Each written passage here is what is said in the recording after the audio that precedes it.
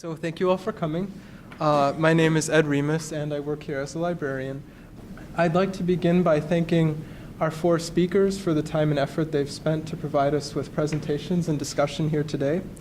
We're waiting on Judith Gardiner, and I'll introduce her. She's a professor of English and of Gender and Women's Studies Emerita at the University of Illinois at Chicago, where she helped to found the Gender Women's Studies program 40 years ago, and where she still teaches and advocates for a faculty union.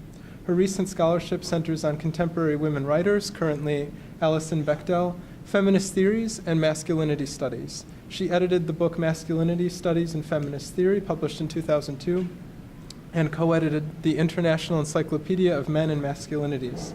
She's been a member of the editorial collective for the interdisciplinary journal Feminist Studies since 1989. Linda K. Bolliger, on my left, likes to refer to herself as a 21st century abolitionist suffragette because she believes the cancer of race and rape continue to aid and abet America's transition from elite white male domination to one more in line with current demographic and educational shifts in population. She is a serial entrepreneur, an experienced non- and for-profit board member, and the founder of the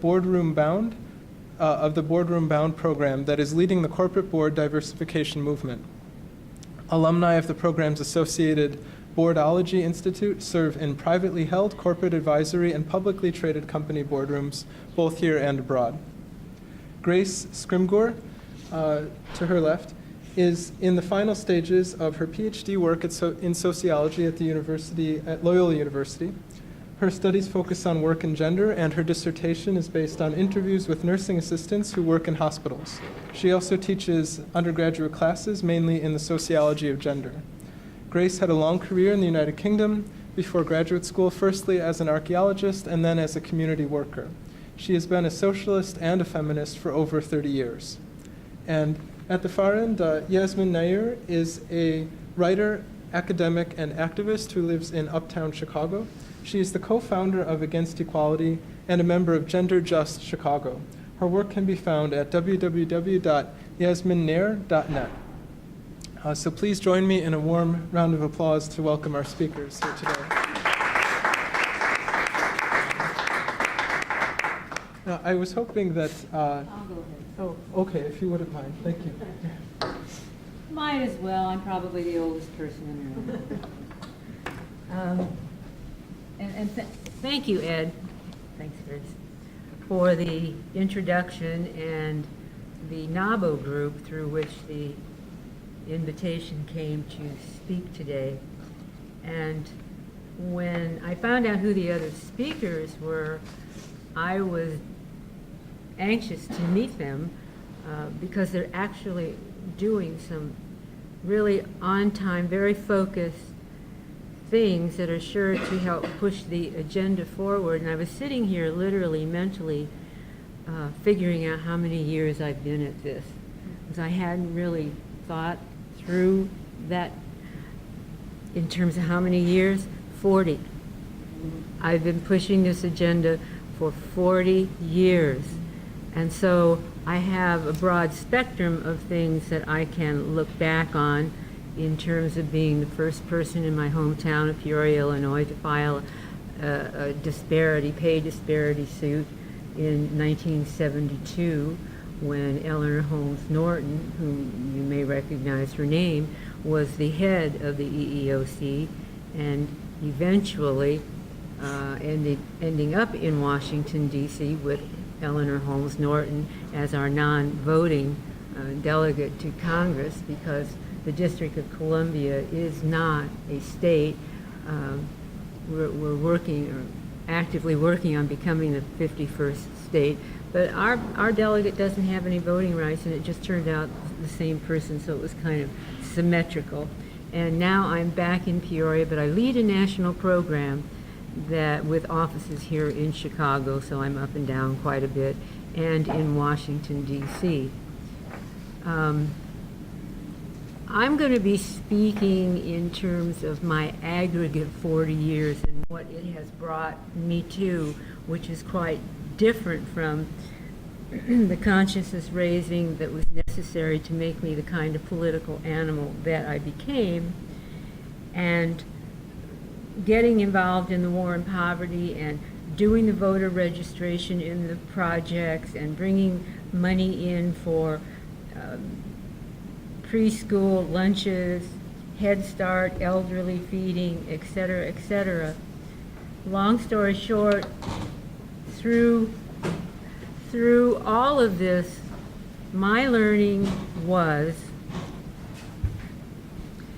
that what the role of the lack of good corporate citizenship plays in all of this, in terms of the elite white male in this particular country, has to do with what holds women back. And I think that if you start parsing the whole Wall Street global meltdown of 2008 and the precedent to that, the collapse of Enron, and the legislation being made to address these corporate lousy business practices, greed, the whole 9 yards, called Sarbanes-Oxley, and subsequently to that, the Dodd-Frank Act, which is filled with consumer protectionism. But I'm not going to go there right now. I'm just saying the arc went from here to here. And I think you'd have a little greater appreciation for it if you understood that as a war baby, I had a father in the South Pacific fighting the Japanese, a mother in the Rosie the Riveter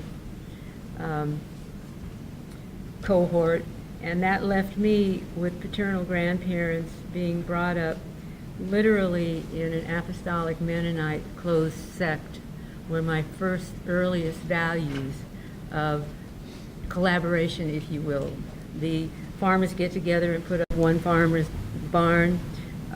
If it's hay threshing time, all the farmers get together and help one farmer, and down the road it goes. And so that was my earliest introduction. And as I grew older, I just never came to terms with how that stopped at the edge of the property, how you could be your brother's keeper inside, but the heck with everybody outside. That just never made sense to me. And I think that was probably the root from which the way I viewed life and things grew. So I have a quote that I like to use, and it resonates with what we're going to be talking about today, because in today's world, it makes better sense to me to have a diverse set of individuals on hand to confront the challenges of modern times. And believe you me, enfranchising over half of the demographic population of planet Earth is one of the most important activities and necessary to be undertaken in this particular era. And it's interesting to me to be able to meet 3 other women who are engaged in this under the rubric of feminism. So what I talk about a lot has a corporate focus, and I do want to say that focusing on the gender dimension of corporate responsibility is my particular niche. In 2005, a man named Bill Lamond wrote a groundbreaking book in terms of called Born to Lead, in which his central hypothesis, and I signed off on this book, I endorsed it, it's on the cover.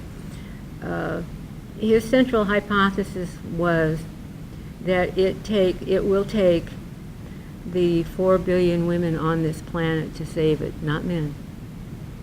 Women. Women, the collaborators. Women, the nurturers. Women, the people who get the job done. How many CEOs do you know that don't have a secretary or an assistant, et cetera, et cetera, et cetera? So I wanted to point out in my opening remarks how many organizations are now getting involved in this push for gender rights, and how important that is in terms of going forward. And I will say, I'll share this little cheeky thing that I did in the latter 1990s when I was on the executive committee of the DC Chamber of Commerce after years of chairing the Standing Committee on Women in Business. And for about 3 years we would put on trade shows for women business owners in Washington, D.C. and annually give out what we called our Skirts in Power awards to women and other folks who were helping to push the feminism agenda. It was a real cheeky thing to do in those days, and not a lot of people understood that this is really tongue-in-cheek. I mean, skirts in power. But when you break it down, look at it like this. If we've had 6,000 years of pants power, what is it we could possibly do with skirt power to improve things? Just thought I'd mention that. Okay. I don't know how many of you are aware here that the UN has gotten involved in terms of the gender agenda in a big way. They have globally 670 bigwig CEOs signed off on the women's equality agenda. Number one is that they will be working to increase the presence of women in management and the C-suite, and eventually into the boardroom, which is my area of professional work. And their effort is called Equality Means Business. So I will keep driving home this point as others talk about the feminism agenda and to see how it's being picked up by business, because women are pushing feminism to that level because business has an effect on every woman's life. You can't get away with it. Now that we have over half of the workforce in the United States as working, maybe single parents, working parents, you cannot get away from how feminism, business, it comes together, and perhaps by the end I'll be able to tie that up for you in terms of why we need better corporate citizenship, because if you understand that sustainability as opposed to flipping businesses equals a better economy. If you would take a look at the economy as a fabric, which would you rather have on your wall? A fabric with a bunch of holes of irresponsible businesses, if you were? To me, it's very, very clear that to the extent that the fabric of the economic tapestry of the nation is strong, so is the nation. So when you start thinking about bad businesses as tears and remnants in the fabric of the tapestry that makes up the economy and the economic picture of the country and its effect on women's and children's lives, you start thinking a little differently as to how business connects. It connects in a way that's more than just mistreating women. It's failing our country. And that's really the point that I came here today to make. I can talk about the other stuff. I'm on the board of directors of the 30% Coalition, which is about working towards 30% women in the corporate boardroom by 2015. Well, we're not there yet. However, unlike every other advocacy organization that is promoting women in the boardroom, this particular group has taken a different tack via getting the companies who invest in businesses, but only if the businesses they invest in have a good record in terms of environment and corporate responsibility activities.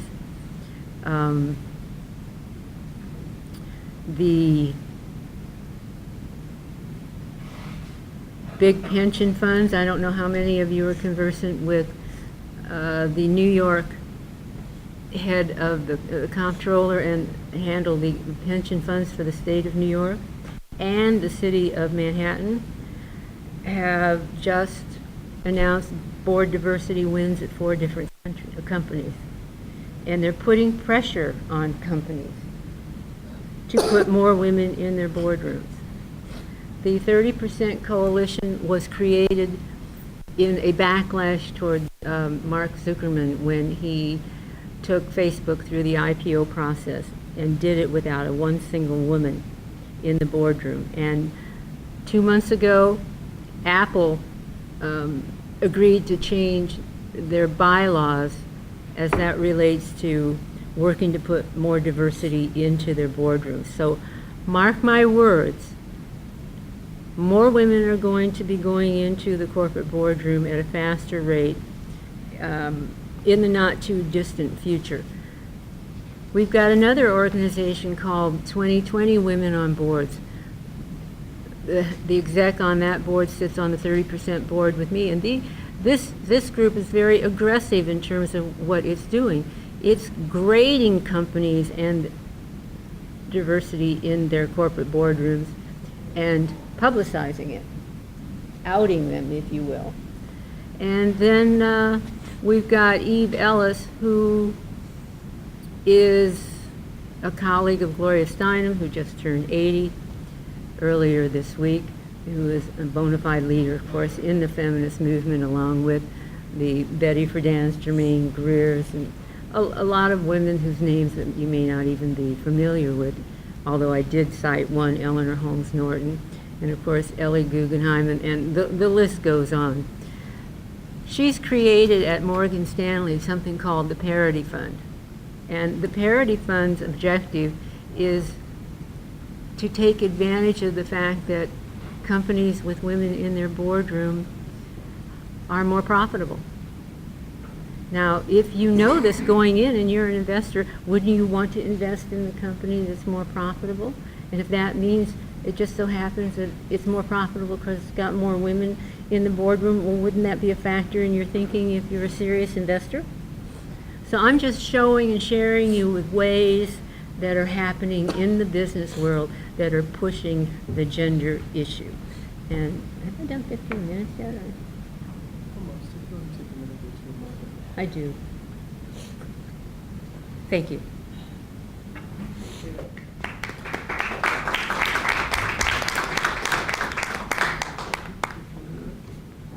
Yes. Thank you. I apologize for being late. The traffic was absolutely horrible. But at least I brought some audio-visual aids. And maybe I'll stand so I can hold these up. Yeah, and there's a mic there too, if you could just try to speak. I'm Judith Gardiner. Hi, Jude. I've been teaching at the University of Illinois at Chicago for many, many years. Right now, we are for a faculty union, and my first audio-visual aid is pretty simple. And what does it mean? We like to think every day in every way things are getting better for women, etc. There's some people who think, oh no, things are getting worse and worse. Answer, it's not that simple, right? There are many ways in which things are getting better, but I wanted to start talking with the issue of good and bad equality. That is, what do feminists want? Often one says equality. Depends, equality for what? We have this, you're talking about getting more women in the boardroom. When I was first active, I had a pin that said 59 cents. That's what women were making per hour.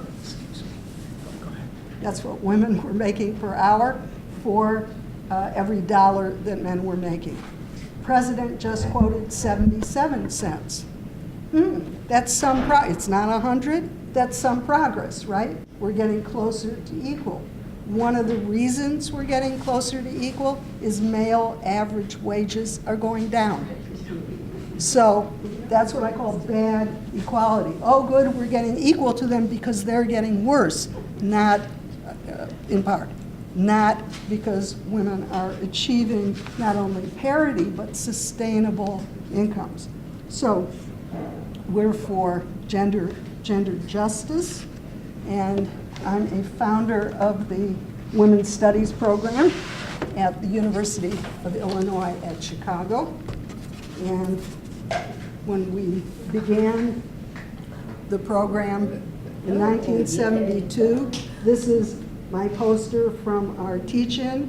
My brother's a copyright attorney. We didn't ask permission. We just, put up the picture. And this has some of the tone of that period. Hell hath no fury like a woman oppressed. We're going to go fight.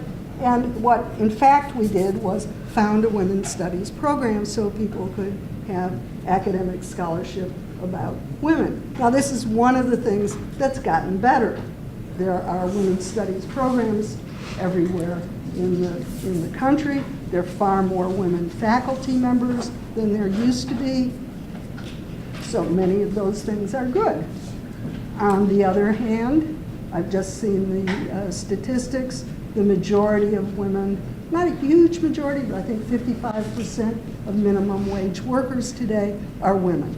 Of the tipped workers who have the worst incomes of all, people getting $2 an hour and hoping to make up more money on tips, they are, I think, 70% women.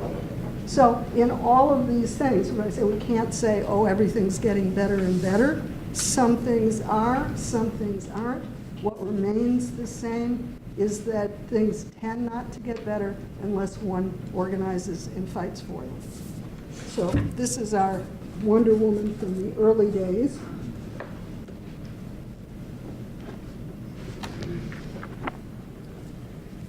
I like this one. This is an ambivalent poster. This is an English poster, I think from 1968.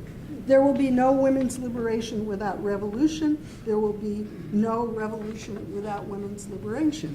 Now, this is equivocal, right?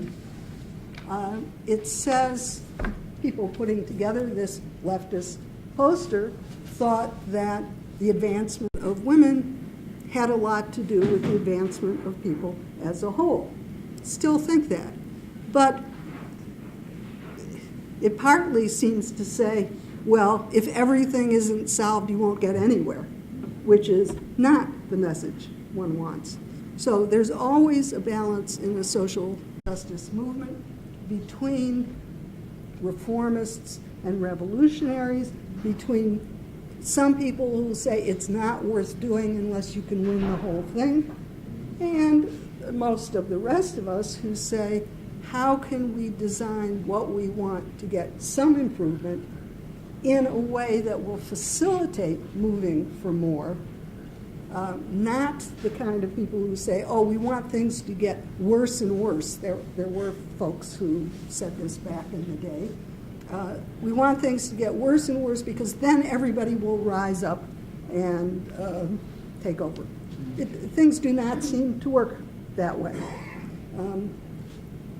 When things get better, often there's a level of rising expectations, and people want more, expect more, and are willing to work for more. That's a positive movement. But saying, oh, things are getting worse and worse, not so much. My very short version of what's happened in the last 40 years, in general, women have won, and in general, the rich and corporations have won, and those are partially contradictory trends. So some people are doing really well these days. A lot of people, not so much. And so connecting, who are we working for, how do strategies work, all of those things become very important. Okay, put this one down. Now, back in those days, we had some thoughts about global feminism, not too many. I went to China in 1976 on a trip organized by a leftist group, the Guardian newspaper. And we heard a lot about how women hold up half the sky. We heard a lot about how wonderful and progressive the Chinese socialist government was. This is a propaganda poster from back there, smiling woman. She's apparently both a peasant and a student. She's got her books. She's got, I don't know why she's carrying around grain or whatever that is, but anyhow, she represents the union of intellectuals, women, and the workers. And what did we get out of that? Well, China's economic position has improved in the last 30 years, and it has become more polarized. It's developed more of an upper class, and still a lot of people in not such great circumstances. So perhaps one of the lessons, to go back to that, there'll be no women's liberation without revolution, no revolution without women's liberation. Not every revolution is maybe the one that's going to do it, right? When whatever is the change, one needs to keep a set of goals in mind for what ultimately does one want. In our case, a society that's gender just, and that's also just in every other possible respect, so that no group of people by race, by age status, by sexual orientation, etc., is significantly disadvantaged in their access to resources, etc., from each other. So nice to have these good images to look up to. From then to now, I'd say, where do we see good examples? I would not now immediately say, let's be more like China, right? Buildings falling down, pollution. I have a friend who says the United States is more socialist than China at this moment because they still have to pay for education, many people do. There are a lot of things that are not so ideal. And I'd say, okay, obviously we need to forge our own path, but it wouldn't hurt to look at the Nordic countries. It wouldn't hurt to look more at Europe, especially Northern Europe, where in countries like Sweden and Denmark, they have much better policies for working women, for child care leave, for many other things. And a lot of students that I know have a very strong conviction that the United States must be, just sort of automatically, the best place for everything. So they say, well, we've got some problems. There's some issues we should deal with. But this is still the greatest country in the world. Okay, nice to be patriotic, nice to feel positive about your country, but we're certainly not the best place in terms of all sorts of things like infant mortality. I don't remember all where we stack up, but it's pathetic in many of the criteria for what makes a just society, what makes a livable society. There are more children dying before the age of 5 here than in many other countries. We rank with some very poor African countries. So this is a country, the obvious example is healthcare, in which some people get the best healthcare in the world, and a lot of people have been struggling for access. New laws may help with that, but it's still a struggle. Women's reproductive rights. We are hardly at the forefront of that in this country, and things that many other folks think should have been solved long since. Haven't we already gone through that set of questions? Are still being debated and fought. There's an enormous amount of pushback, as I said, primarily by the rich and those who represent corporate interests, by some organized religions, not by all of them. They're progressive religions as well. So Thank you. Put that one down. Then my last poster here is a poster ending sexism with little pictures of people forming unions of all sorts. And again, this is one of the most significant cultural changes of the last couple of generations. The treatment of people whose sexuality and personal relationships are not on an old monogamous marital heterosexual grid. And so there has been considerable advances in terms like high schools now have gay and lesbian organizations and gay and lesbian alliance organizations. On the whole, this is, we would say, a pretty positive set of things, set of changes. There's some people I know from back in the old days, some folks in gay and lesbian movements who say marriage equality, marriage isn't the point. It's a bourgeois institution that plays into the state. The average wedding, I think, now is $28,000. It's a lot of money to spend on a party for many, many families. Their parents go in debt, etc. So, yes, that's a big step forward, that people can form unions with the people they want. And like many of these changes, one could say, yes, it is a step forward if, it's still a step forward, but if one changes the lens with which one looks at things, one could say, maybe we could do better on equality than tying it to the institution of marriage. Shouldn't all children in this country have adequate health, education, housing, etc.? Why should that have to be tied to whether your parents are married together, whether they're gay or straight, etc.? So if one broadens the perspective, one can see that, yes, in many ways we're moving forward. Are we foreclosing the options? Do we want to be pushing the white wedding industry, right? One might say similarly with toys for children, with the media. What are the forces in our society that are pushing in a conservative direction? And those are not exclusively conservative politicians, so they're certainly not helping.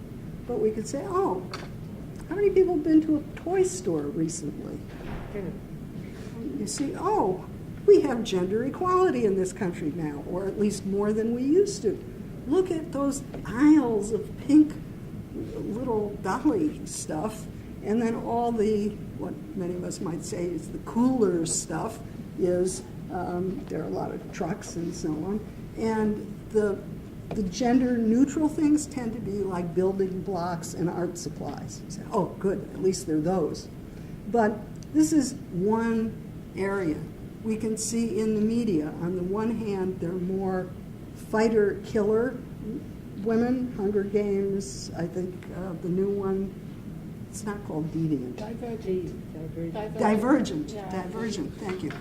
So, again, yes, we want to see empowered, active girls. Why do they have to be killers?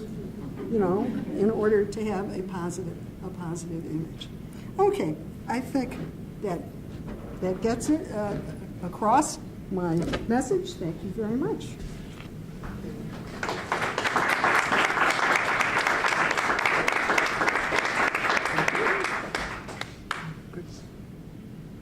Well, thanks to the other two speakers.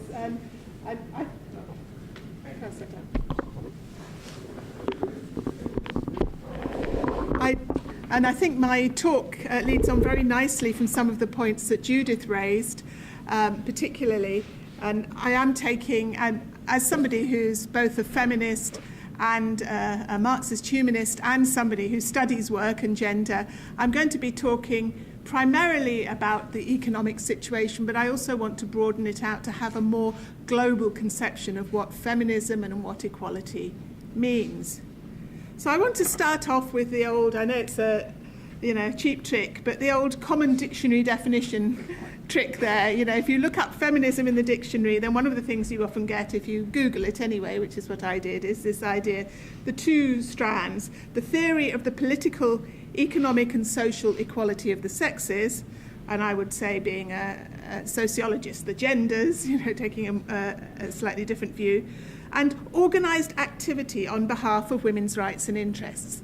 And I think those are very important to be taken together, because you can't really have just an idea of feminism. It must also be linked to some kind of activity or action.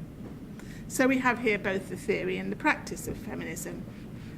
But it also very much fits in well with the project of second wave feminism, the feminism that emerged in the late 60s and carried on there, and which focused primarily on issues of employment and workplace discrimination, and also of sexuality and reproductive rights. But I want to open up this question and make a larger question.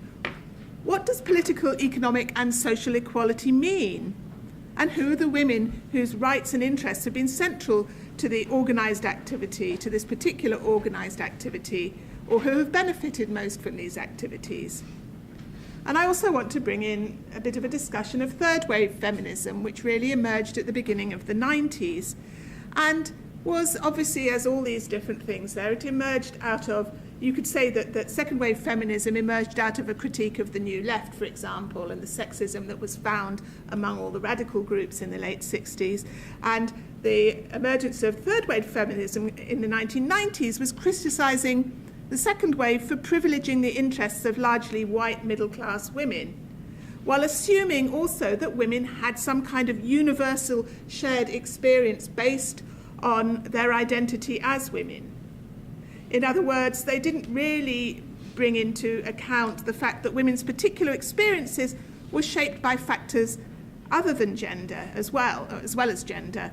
For example, the obvious ones, race and ethnicity, class, age, sexuality, disability, and many other factors, what we call the intersectional approach, how all these different things aren't just add-ons, that they actually affect our experiences in combination.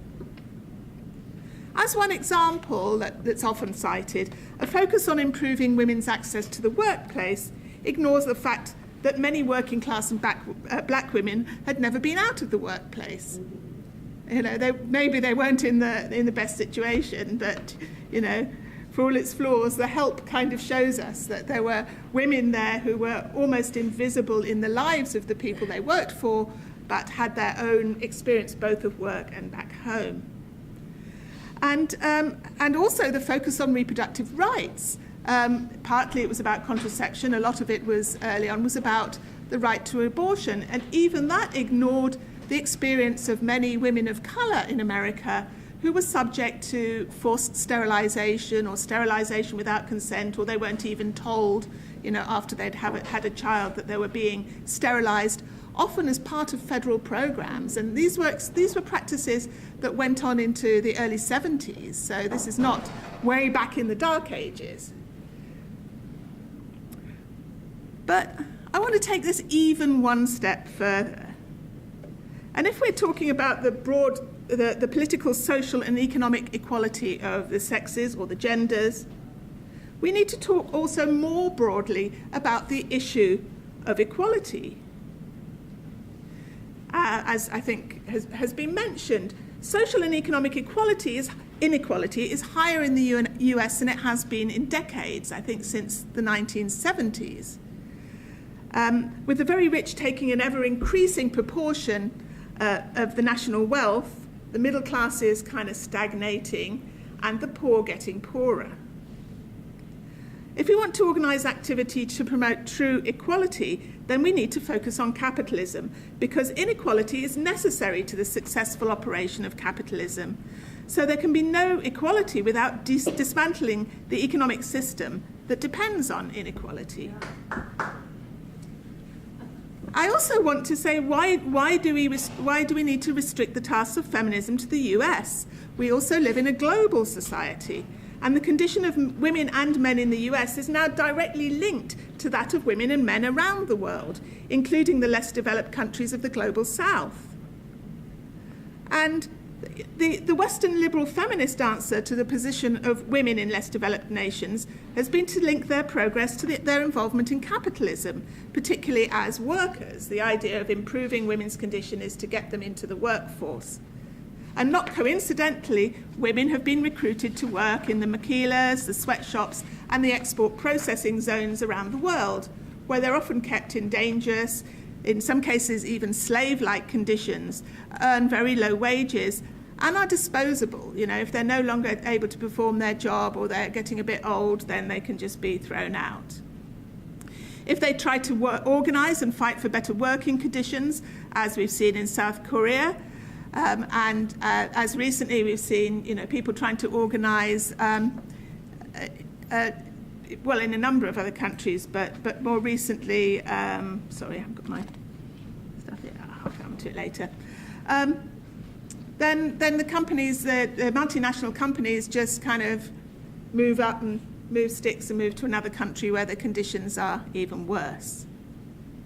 And a lot of this is gendered. Women are considered good factory workers for various reasons, including the fact that they're considered to be more able to put up with boring and repetitive jobs. They're considered less likely to make a fuss and less likely to try and organise, although that's actually not true, but they're certainly considered to be less likely to do that. And also because they can be paid less than men.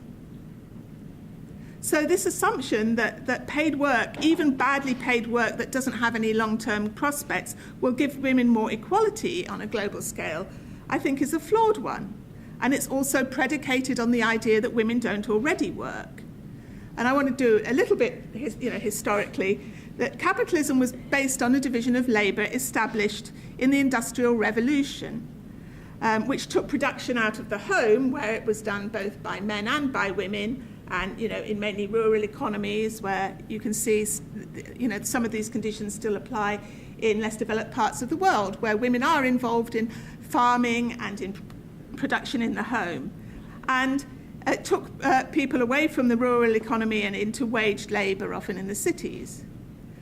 And so after the Industrial Revolution, you get this split into what's called the separate spheres, so that you go out to work.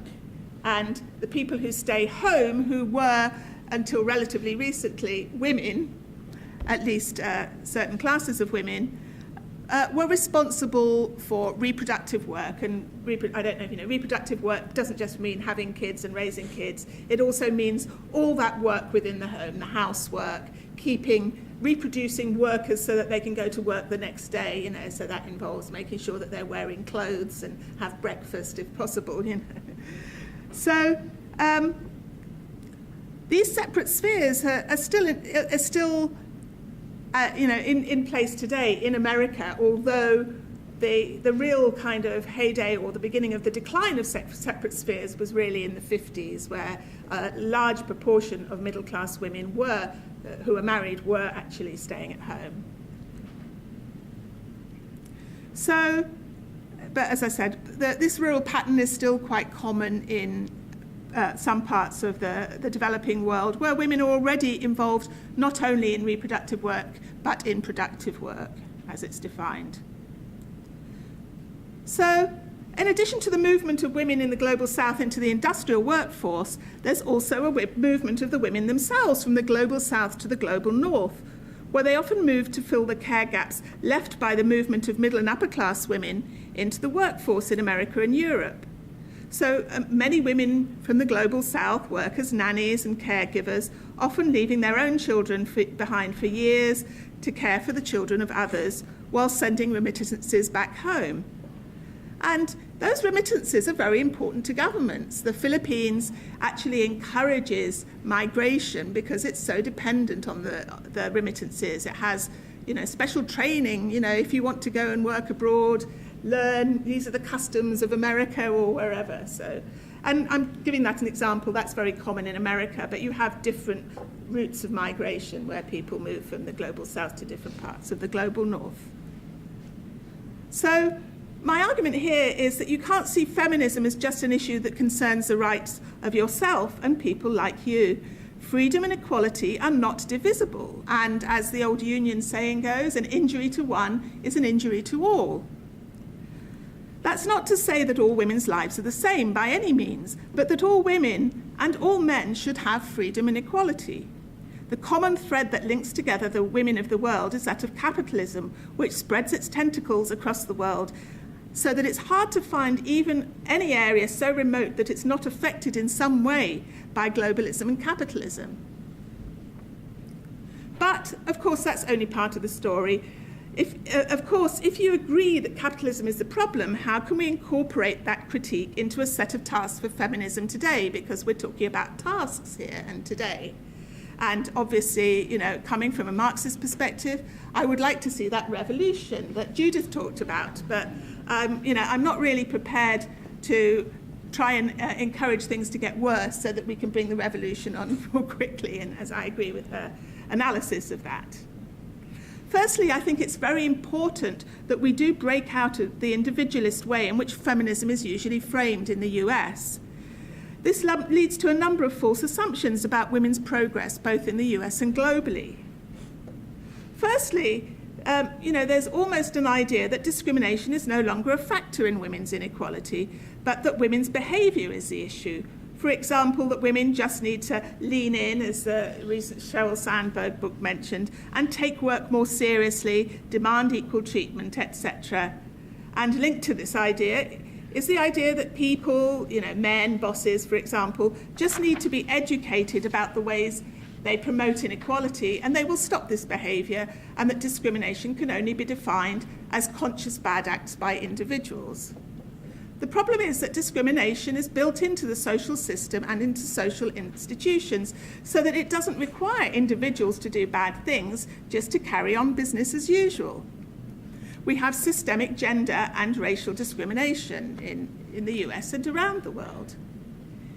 In terms of the Western capitalist world, jobs are supposed to be gender neutral, governed by meritocracy and bureaucratic requirements, job descriptions, credentials, all those things, i.e., to sum up, that the best person for the job should get the job. That's the, you know, the sort of gender neutral view. But the supposedly neutral job is already gendered because the ideal worker is supposed to have no outside concerns while he's at work, and I say he deliberately here. So that means no phone calls about sick children, no worries about doing the housework, how you're going to get it done, nothing to stop them doing overtime at short notice, or maybe taking an overnight business trip at short notice. All these things are not supposed to matter because the employer has bought your time and wants to buy your full and complete attention during that time. In the US, 72% of women between 20 and 64 are in the workplace, including 68% of mothers of children under 6, and this group is the fastest rising, the mothers of younger children. Women's work and income has become essential for the survival of families, since the real value of individual wages has declined steadily since the 70s, as I mentioned. Yet despite the fact that most women, including most mothers, work outside the home, they earn on average around 80 cents to a man's dollar in full-time work. And yes, you can say it's like 78 or 80, whatever. 80 is good enough, close enough there. What's interesting is that the wage gap is small at the start of women's work life, but increases with age, and particularly as women have children. The family wage gap is a huge part of this. We expect with men that, you know, in an ideal world, their income will increase as they get older. But for women, if they have children, then that's not going to be true. So to some liberal feminists, for example, Sheryl Sandberg and the Lean In, the reason for women's failures in the workplace are their lack of confidence or willingness to take on leadership roles. But again, it's more complicated than that. Leadership is already seen as a set of masculine qualities, so that women are already at a disadvantage. They have to show, you know, if they show that they're a leader like a man's a leader, then they're often criticised for that as well. But if they don't, then they're criticised for not having good leadership skills. But one of the main issues is still the expectations, and this is, I think, by employers and by workers, that women will prioritise the raising of children and that men will not. The punishing work schedules of both middle-class and working-class jobs these days in the US, which has some of the longest working hours of any country in the world, it means that it's difficult to combine work and family, particularly in the compartmentalized way that capitalism requires. For the most part, men in heterosexual families have not stepped up in taking on an equal share of the reproductive work in the home, although they have upped their involvement. And multiple studies have shown that when a man and a woman move in together, whether cohabiting or marrying, that the amount of housework that a man does goes down and the amount that a woman does goes up, which is very interesting, I always think. So let's get away from this individualistic approach to women, work and the family. The economy has changed over the last 50 years with a loss of many industrial jobs overseas, and many of these were jobs that blue-collar men did that were, in some cases, quite well paid, which is part of an explanation for why you get that convergence at the bottom where, men's wages have declined. For the most part, women and men still do different jobs, often in different industries. And even when you compare jobs that are predominantly done by women with those predominantly done by men, even when you control for educational requirements, experience and skill levels, jobs done by women, for the most part, pay less. So women's jobs seem to pay less because they're done by women, not because of the level of skills needed, that women's skills are consistently undervalued. And for example, the recent campaigns arguing that teachers are paid too much, I think carries an underlying subtext, given that teaching is one of those occupations that has changed from certainly some years ago being mainly male job to being a mainly female job, particularly at the lower levels. And if you look at things like early childhood education, that's almost seen as, that's a woman's job. You don't need to train people to women to look after kids. It's not a skill or anything you can learn. This is just some kind of innate characteristic. Women are overrepresented, as has been said, in low-paid and minimum wage jobs and tipped occupations. And these low-wage jobs are far less likely to have benefits and typically have less flexibility in their work hours to fit in with childcare and family responsibilities. I just want to say that in order to fight for gender equality, we need to look not only at gender, but at social class, race and ethnicity, family form and status, and the other elements that compound inequality here. But it's these elements that provide the profits for capitalism. Since wages are the most controllable element of production costs in capitalism, cutting wages creates more surplus value and more profit for the owners there. So if you can pay a woman to do, because it's customary for men to earn more, that it's considered that women should accept less money, and even if they campaign for more money, they're often refused. That actually does create more profits there. And having this reserve army of labour, people who are unemployed or in precarious employment, as so many are these days, keeps wages down overall, as people give up any rights and benefits they gave in the past merely to keep a job. So, as I say, the gap between the rich and the poor is actually getting much greater in the US, as the wages for CEOs and the upper executives have risen absolutely exponentially, and the wages of workers have actually not kept up as they did in that brief post-war era with production increases, productivity increase. So, yes, while I believe strongly that capitalism is the problem, we do need to fight for the rights of all workers under this system, as well as having the long-term goal of dismantling the system. The recent campaign for a $10.10 minimum wage is a start, but a fairly pitiful one. Which, what it actually means in real terms is that for a full-time worker, you'd be earning on 10.10 $21,000 per year, which is around half the median wage in the US at the moment. And if you look at international comparisons, what they generally use as a level to measure levels of poverty is half the median wage. It's a way of comparing across many different countries there. So raising the minimum wage is a start, and it would disproportionately affect the income of women, who are more likely to be in low-paid work, but also Black and Hispanic men, whose median incomes are substantially lower than white and Asian men's. In the US context, we also need to fight for family-friendly policies for women, but also for men. Research shows that men want to be more involved in raising families, but prioritising their work, and men's work usually pays more than women's work, makes it more difficult. And in addition, employers tend to be less sympathetic to men who ask for time off to participate in their child's events like a school play or a sports activity. It's seen as a lack of commitment to work. The US, it ought to be mentioned, the US is almost the only country in the world that does not have statutory paid maternity leave, which if you look at all other countries, I used to think it was just the industrialized countries, but I looked and hey, no, all these small countries in Africa have a paid statutory maternity leave ranging from about 12 weeks to 2 years, depending on the country. The only other countries I could find with no paid maternity leave are Papua New Guinea, Lesotho, and Swaziland. So do you think we can maybe do a little better than that? In addition, many countries are offering at least a few days paternity leave or parental leave that can be split between parents. I discovered even Saudi Arabia gives men 1 day off for the birth of their child and with pay. And of course, the solution in America has typically been to expect those benefits to be provided by companies rather than by federal mandate. But while individual companies may offer paid maternity leave and parental leave, only 16% of employers do, and these tend to be in the manufacturing, medical, financial, and information and technology industries, not in the low-paid service sector. So the only way to ensure that poor women get at least a minimum of paid maternity leave and protection for their jobs so that they can come back to them after the maternity leave is to make it a federal mandate.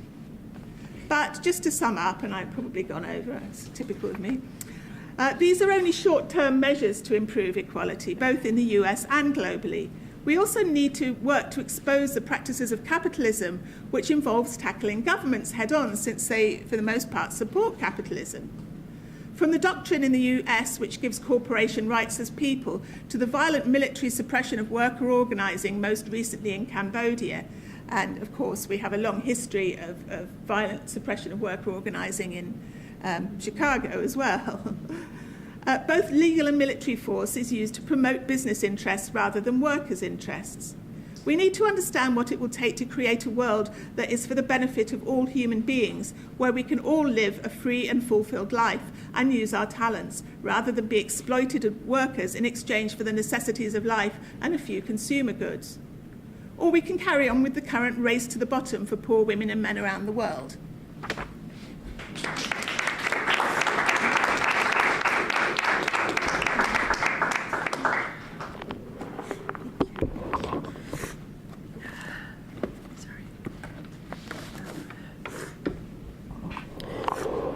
Yes, so my name's Yasmin Nair. I'm with Against Equality and Gender Just, and I apologize for any accidents that might happen and get immortalized on CAN TV. Every time I get a cold, I always hope I sound like Lauren Bacall, but it's more like Kermit the Frog. So my apologies. And thank you, to, first of all, yay for Chicago Public Library, an institution that I absolutely adore and love. Support your public library, everyone. Ask for more hours. Demand more hours. But also, thanks so much to Ed for organizing this. And also, I'm so glad, thank you to all the other speakers, because I think that this is Ed's genius in organizing the panel the way he did, which is that all of it, I think, sort of builds up on everyone's presentation. So there's a lot of work I consequently don't have to do, because everyone else has also talked about the economic ramifications of all of this, which is great. So what I'm going to be talking about today primarily is the question around LGBTQ, sort of a kind of a transnational LGBTQ politics, as it were, but linking that up to feminist politics. And as I said, I'm a member of Against Equality and also a member of Gender Just. The Just stands for Justice United for Societal Transformation. They're both Against Equality is a radical queer editorial collective, and Gender Just is a radical queer organizing collective here in Chicago. So essentially, together, they're devoted to archiving and preserving queer radical politics and carrying out projects and analysis which actually challenge the status quo of the mainstream LGBTQ movement. And I'm going to use, for shorthand, I'm going to use queer, but being very aware that queer is, queer does not necessarily always encompass the L, the G, the B, and the T, and all of that. But I'm just going to use it just for the sake of time today. But that's the term I'm going to use. So what I'm going to do first is to expand on what critical queer politics, a genuinely radical queer politics that takes capitalism into account, looks like, and then move on to a discussion of of how that connects to critical and radical feminist politics, the kind that has already been expounded upon by the other speakers. Excuse me. Some terms, well, actually it's one term. I'm going to use the terms neoliberalism and neoliberal a lot. And I'm just going to provide my own definition only because it's it's essentially a phenomenon that for some historians began specifically in the 1970s with a kind of mass movement towards privatization globally. And for me in particular, what I often refer to when I say neoliberalism or when I speak of neoliberal policies, I refer to what I call the relentless privatization of everyday life, which is to say the things that we used to be able to take for granted, right? Free schooling, free healthcare, all of that have gradually and more become the purview of corporations, right? So that's essentially what I mean, the fact that what are life-saving benefits to us are now being controlled. And in some parts of the world, indeed even in the United States, even things like water now are controlled by private forces. So both Against Equality and Gender Just came out of a felt need to forge political spaces that were being ignored by the mainstream gay agenda, and out of a more nuanced and materialist understanding of what queer politics and feminist politics could be. So the mainstream gay agenda is a deeply conservative and a deeply neoliberal one. And again, to expand on all of that, we can also talk about that more in the question and answer session. Largely, as we know, the mainstream gay agenda pushes for issues like, and this is sort of the holy trinity, gay marriage, the right to fight in U.S. wars of imperialism. They call it the fight to end DADT, but that's what we call it. And through hate crime legislation and various anti-bullying measures, particularly those put forth in places like the CPS, the Chicago Public School System, the right to put more people in prison for potentially indefinite amounts of time. So this is really a conservative and really a deeply violent, deeply brutal agenda, which is not how it's recognized, of course, in the mainstream. And I do want to be clear about one thing, particularly with regard to gay marriage, which is that when I say that gay marriage is part of a conservative agenda, I'm not really talking about a sexual politics. And for that matter, I differ quite a great deal from the many critics of gay marriage within the purported gay left, which criticize marriage for being either too bourgeois, as a lot of them say, or for being conservative.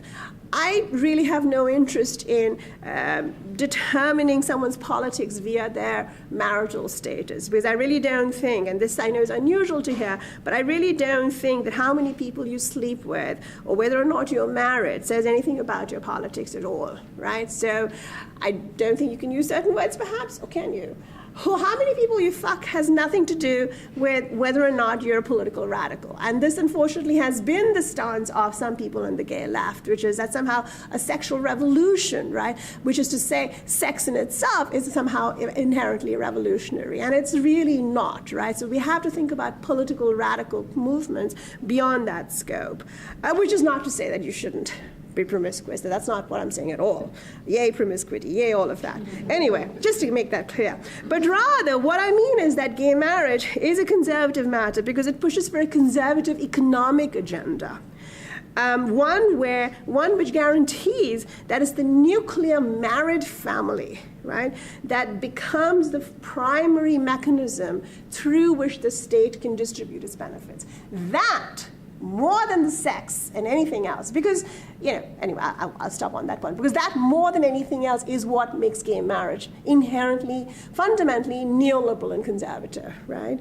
And it is the ultimate trick so through marriage, what marriage does is to make it so that you cannot, for instance, especially in the United States, get life-saving benefits like healthcare if you're not married. Now, here's an example of how that works. In places like Connecticut and Massachusetts, and possibly in Illinois, I'm still trying to figure that out. No one's giving me a straight answer because I'm the one who's asking the question. But basically what's happening in various states like Connecticut and Massachusetts, where gay marriage is now legal, you cannot, with many employers, be in a domestic partnership or a civil union.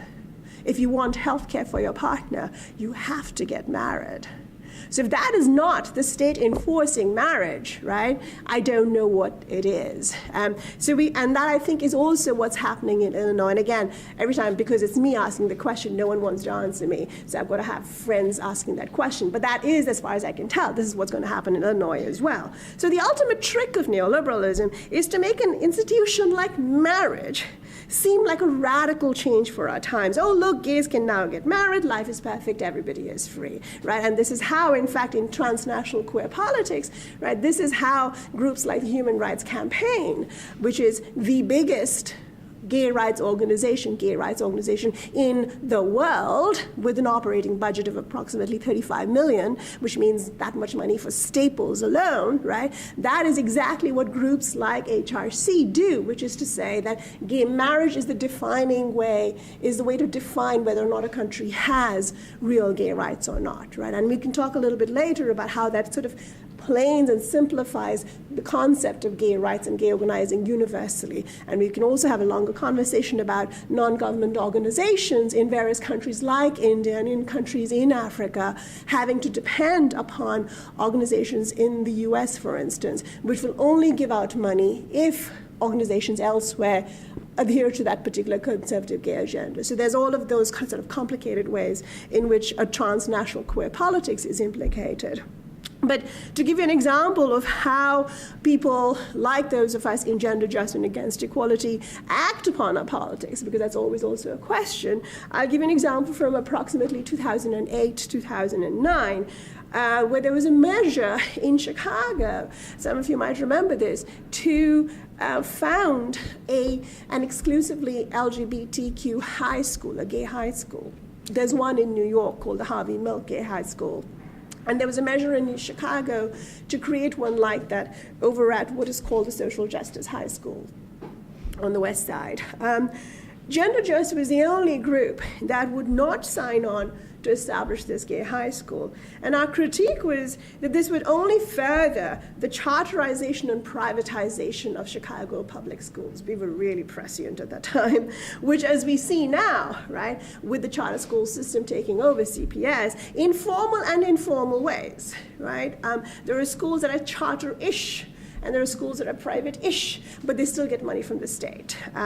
So we decided that rather than have one school that was supposedly a quote-unquote safe space, we wanted to push for a citywide change in Chicago public schools. What we said essentially was every child in Chicago's public schools deserves to have the right to not be bullied, deserves a safe space, safety, and so on and so forth. But also with that, we also demanded that we have a guarantee that anti-bullying measures, which were becoming really popular at the time, would not simply expand the schools to prison pipeline, which in fact is actually, unfortunately, what is happening in many places. So when you have a school that's devoted to an anti-bullying platform, what that usually means is that there's sometimes, for instance, a 3 strikes rule.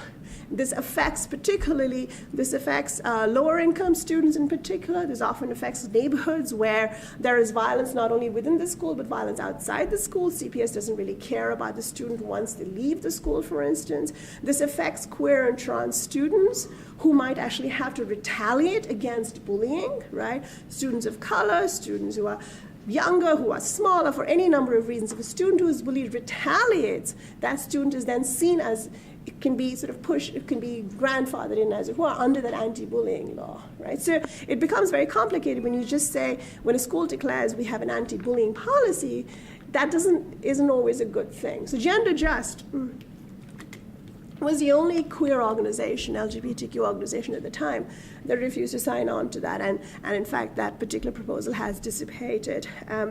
So for me, and for those of us in GJ and in Against Equality, a queer politics is anti-prison. It is about abolishing the prison industrial complex. It is anti-capitalist. It fights against the simplistic politics of identity in which neoliberalism is implicated. So when neoliberalism talks about identity and wanting more people of color, more women, and so on and so forth, what it actually also means is a way to incorporate those identities into its own particular agenda, and we'll talk more about that. So despite what your gay friends might say, there has not been, this is also very important to keep in mind, that queer history has not been about this upward fight towards marriage. In fact, it's been quite the opposite. Queer history has historically shown that marriage for us is an anomaly. Fighting for the right to fight in wars is an anomaly. The support for prisons is an anomaly. Excuse me. I bring all of this up, excuse me, because when we in the US tend to talk about or write about a transnational queer politics, pardon me, we tend to think about it only from the perspective of a narrow and conservative gay rights agenda. And from the idea that coming out, for instance, as a perfect gay person is the most important thing for every queer on earth. And this is, again, what bolsters support for any kind of queer politics. But if you consider the reality of queer life everywhere else, and I use that term, by the way, queer, advisedly once again. I don't mean to sort of force it upon any other cultural context. I'm just using it for the sake of time here. But if you consider the reality of queer life everywhere else, what looks like suppression or an inability to come out is often simply a different way of being queer. So in India, for instance, it's not unusual for men to have sexual relations with men and still be married and not be afraid to come out. It's just the ways in which sexuality is understood and incorporated into one's life is just radically different in many places. The rainbow politics of the United States can only read all of that as a suppressed identity or an inability to live fully in the light. And again, in terms of gender expression or gender identity, again, in places like India, we do have groups that, like the eunuchs of India, for instance, who operate under very different paradigms of gender and sexuality. And again, I want to strike a word of caution, of course.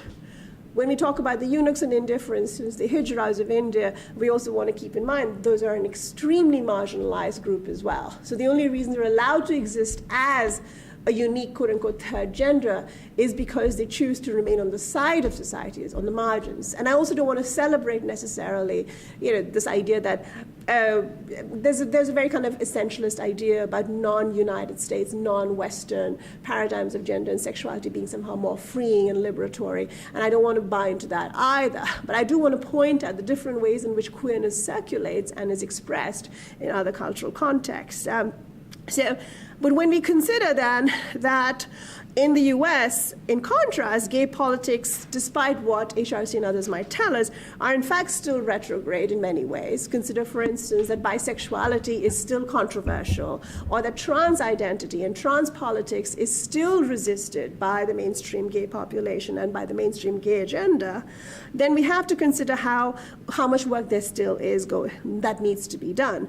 Consider also the resistance to trans politics, and I want to bring this up much more in a little while.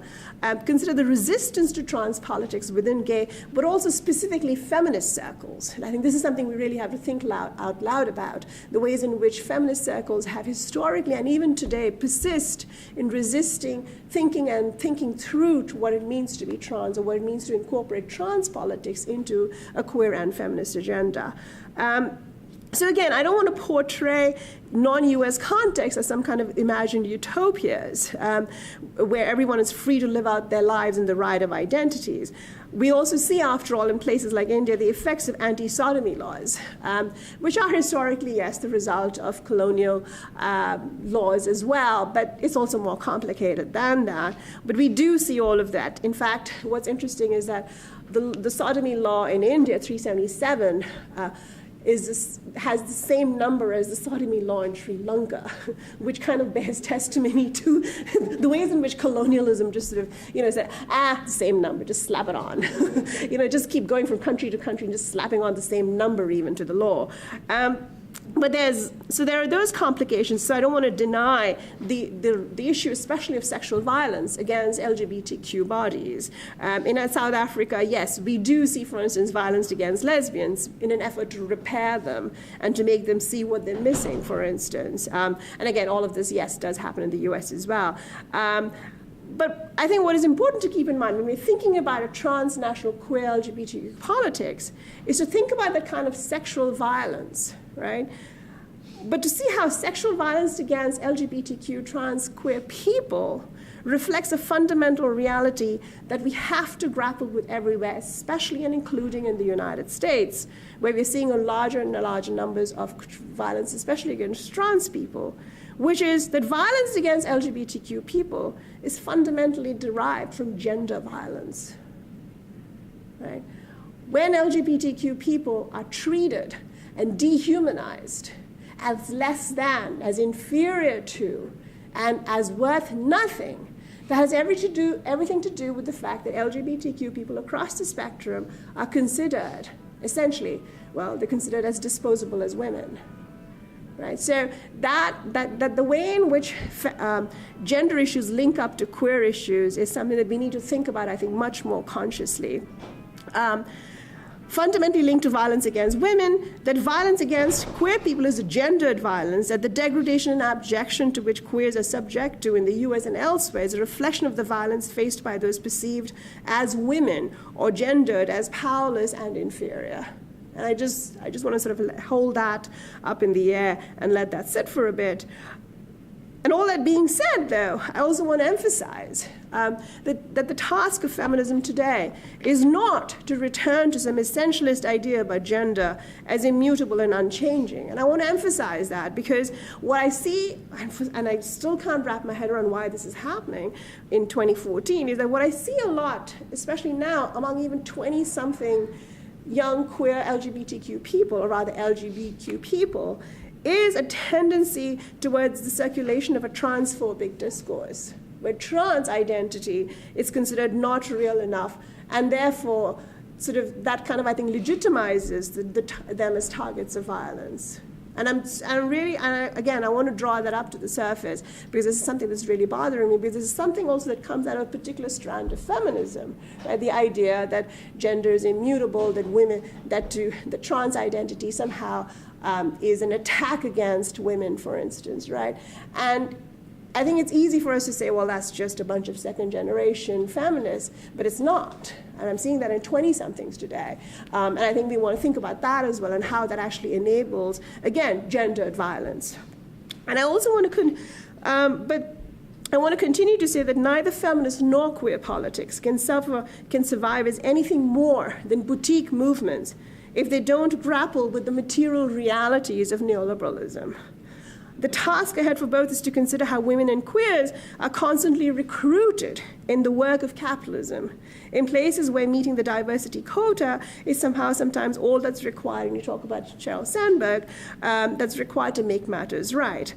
There's an essay by media professor Catherine Sender where she writes about how a group of gay employees in a very large company tried successfully to form a gay and lesbian club of sorts, and they really just kept wanting to have a social club. And they kept facing resistance. It was only when they were able to assure their employers that, no, we're not going to form a union. We're just going to have parties every third Saturday.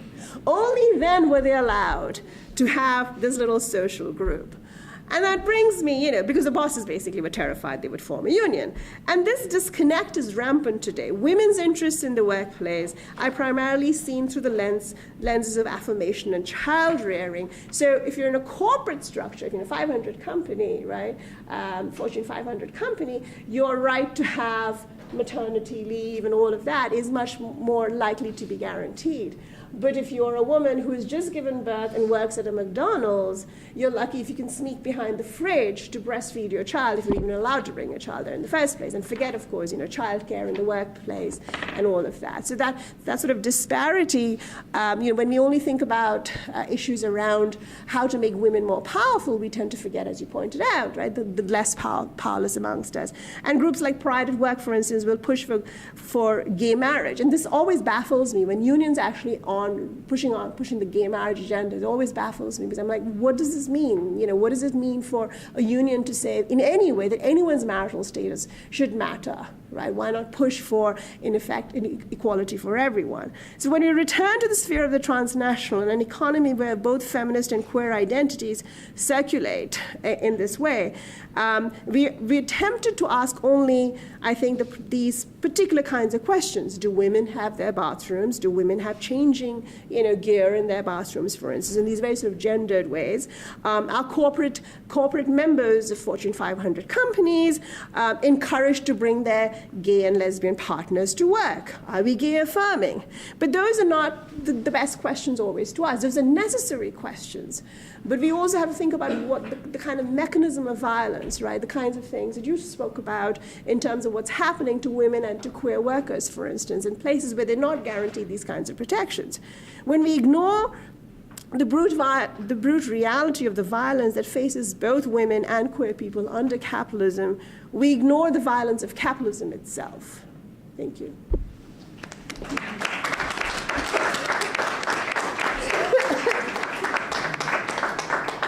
So now if you could each take a few minutes if you'd like to respond to any of the points raised by your fellow panelists. If you want to go in the order in which you first spoke. And after that, we'll open it up for Q&A with the audience. My overall reaction is I agree with you. Oh, I'm sorry.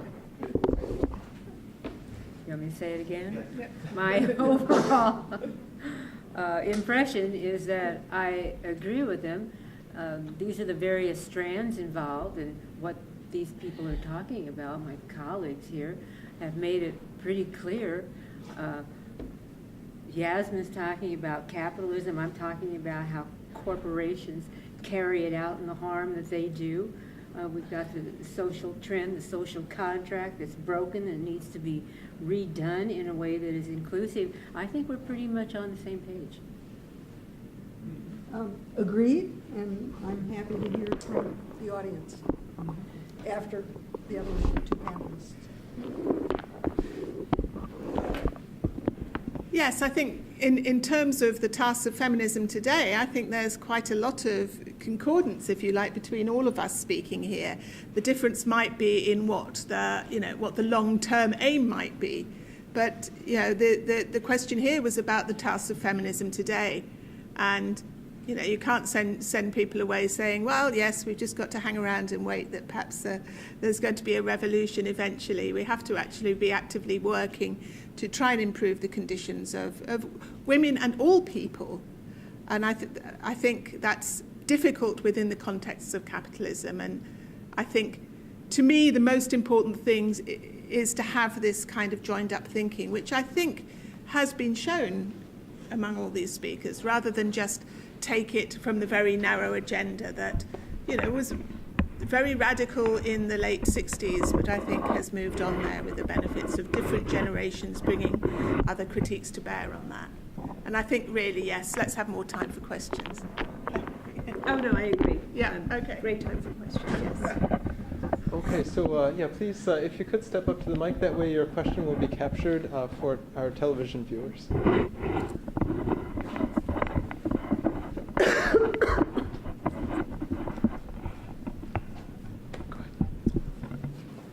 I'll be brave and be the first one to ask a question. Is my voice coming through? Thank you, panel. I really enjoyed this because I was feeling kind of glum about feminism. It seems like it's not doing the job of what we had hoped for in the second wave of feminism. But if I'm to understand the panel correctly, the next task of feminism is to rid the world of capitalism.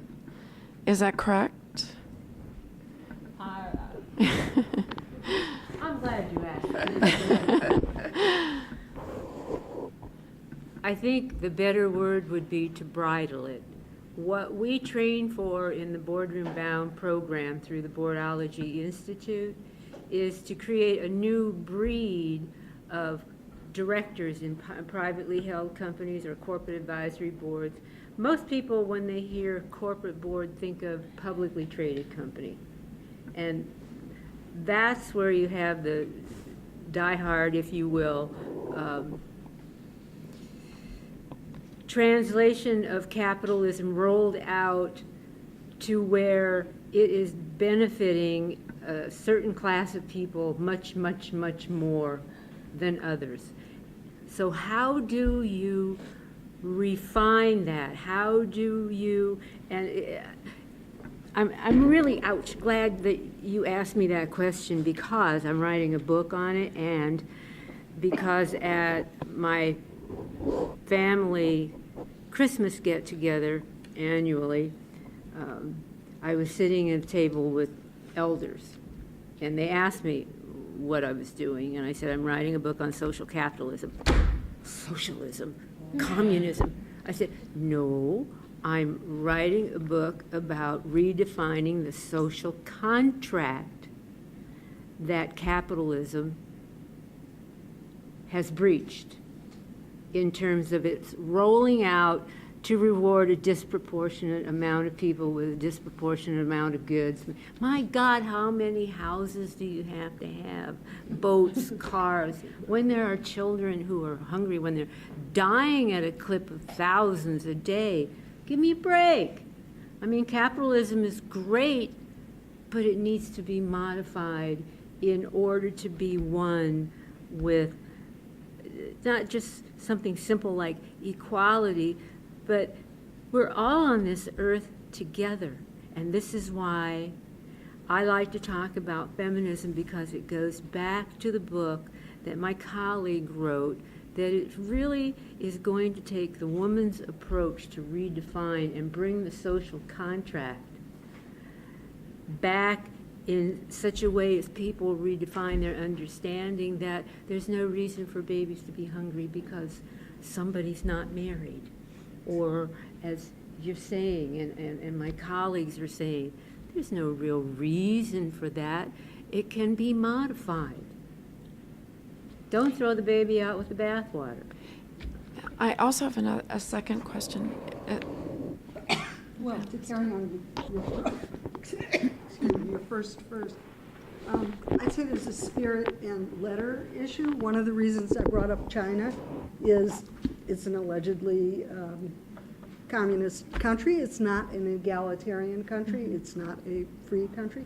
So what we need to fight for is gender justice, economic democracy, where everyone, each of us supposedly has one vote, but the people with more dollars have more votes in the way things actually are carried on. So if we're going for the spirit, certainly looking for ways to make more justice, more opportunity, I think we're all absolutely agreed on that. Does that have to be under the banner of we want socialist revolution? Maybe that's not the most effective way of achieving more of economic democracy and gender democracy.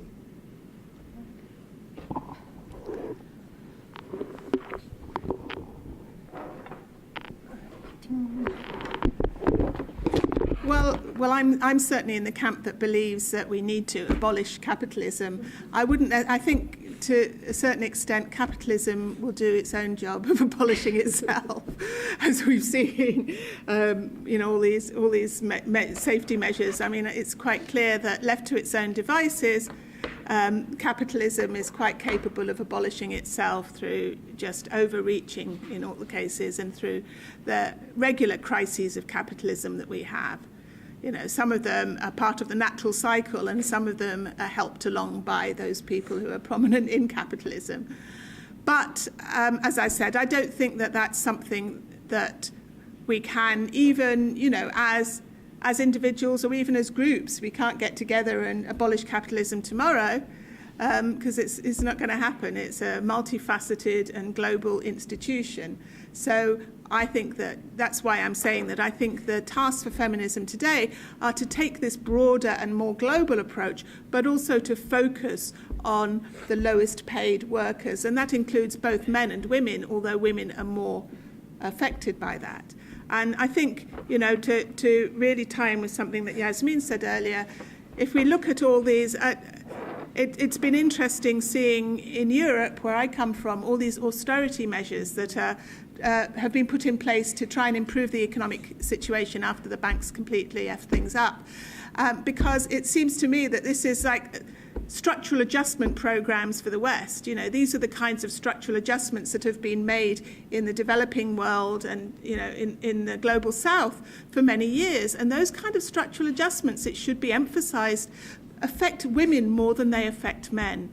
Because when you take away things like education, social services, healthcare, if you limit that, then it affects women, because they are the people who end up often filling the gap that is left by those services that are provided, through government initiative and funded by government. They're going to be the people at home who are trying to educate their children, trying to find some kind of healthcare for them. So I think, we need to have some more concrete tasks that we can do now. But the main thing, I think, in terms of our ideas about feminism is to make sure that we don't just let it be compartmentalized into, this is how it is in America, and this is the only place we can think about feminism. I mean, yes, just the short answer is yes, but I would also say that there is strong resistance, and there are movements going on which we don't hear about in the US, particularly because even places like Al Jazeera don't report on them, for instance. And the best example, very briefly, I'll give you is that Warren Buffett, whom everybody loves to love as some kind of grand philanthropist, Warren Buffett is an imperialist capitalist who raised a factory in India which essentially displaced hundreds of thousands of people, including children. There was a movement against that by children, led by children. There were actually cadres of children who actually protested that by lying down in front of the bulldozers and so on. That particular, there's only one news report about that on Al Jazeera. It's really difficult to find. I may be the last person who has that link, so contact me. But the point being, there is Warren Buffett makes these trips to India to establish factories, and no one talks about all of this, the ways in which he's literally raising, whole entire villages. But there are movements everywhere in South America, in South Asia, against this kind of rampant capitalism, and I think we don't hear about that, but that's happening in a slow and deliberate fashion, or an incoherent and in fashion. But there was another question. Sorry. If I could just raise one more question. Well, I haven't finished answering the question that you asked, because You haven't. I failed. I got so excited to talk about the methodology that we're using to bridle capitalism, which is very simple. Today, corporate America is run with the mentality that it's a business, and a business purpose is to make money vis-a-vis profit, period. That is what they will tell you, Warren Buffett included. So we all know that a stool with one leg isn't very balanced. And so with bringing more women and diverse male leaders into the boardroom that have been pre-trained in governance leadership, that provides a bridle to capitalism by balancing policy at that level with environment and people, labor, people, concerns. Yes, it's going to cost the businesses lots and lots and lots of money that would have been sidetracked into these sweetheart deals where these CEOs can fail at the business, but they fail up with hundreds of thousands and millions of dollars. We have the instance of the president of ISU smacking someone around down there in Normal, Illinois, on the job 7 months and gets to walk away with hundreds of thousands of dollars on his contract instead of paying the university back that he had to resign and in fact breached his contract. So why should he get paid?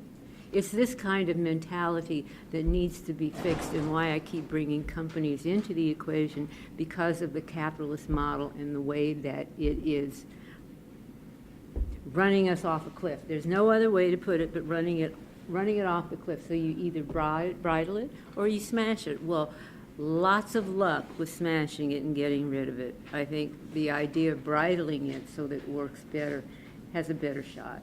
Besides changing mentalities, organizations are essential.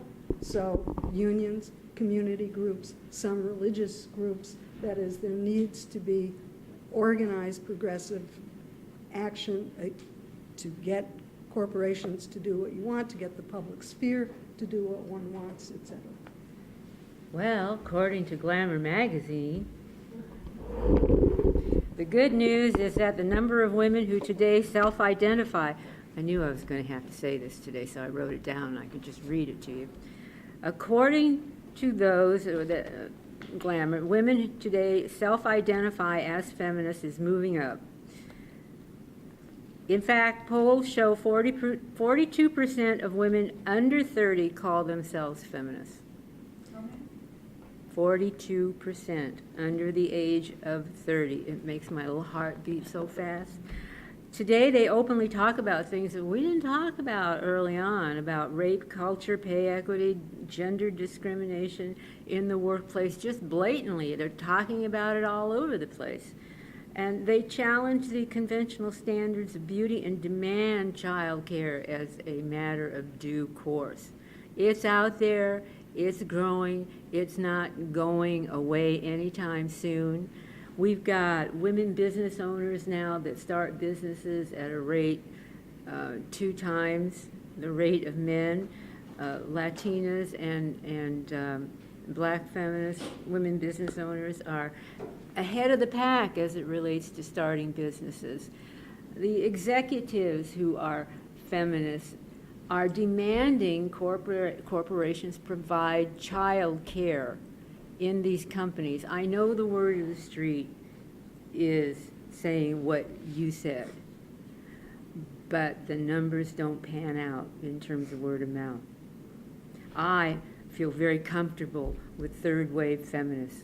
They're just like we picked up where the second wave feminists like myself, we picked up where the suffragettes left off because the suffragettes didn't know. They had no real history in order to instruct them that you can't take your spurs off and go home. That is just not an option.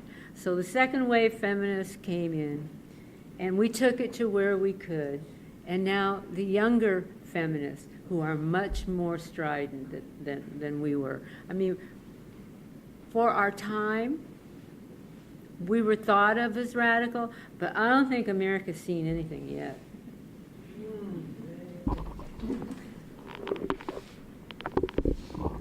As somebody who teaches undergraduates, and predominantly I teach gender, I don't demand that people self-identify whether they're feminists or not, but teaching sociology of gender, obviously I discuss feminism there, but I also teach women explicitly feminist.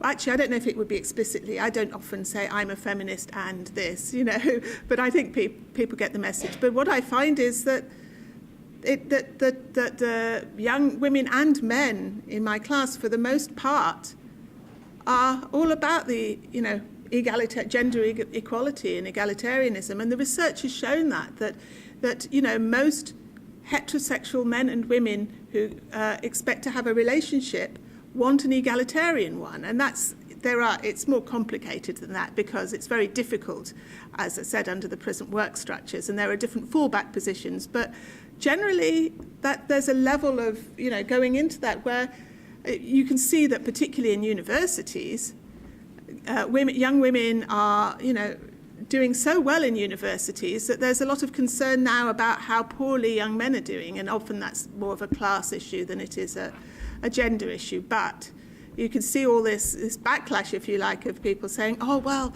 feminism has been so successful that all these women are doing so well at university and they're going to be outnumbering the poor guys and we need to do something for the guys now. So I think it's moved on from that. That, people don't want to be seen as, well, many young women don't want to be seen as this media image of what a feminist is.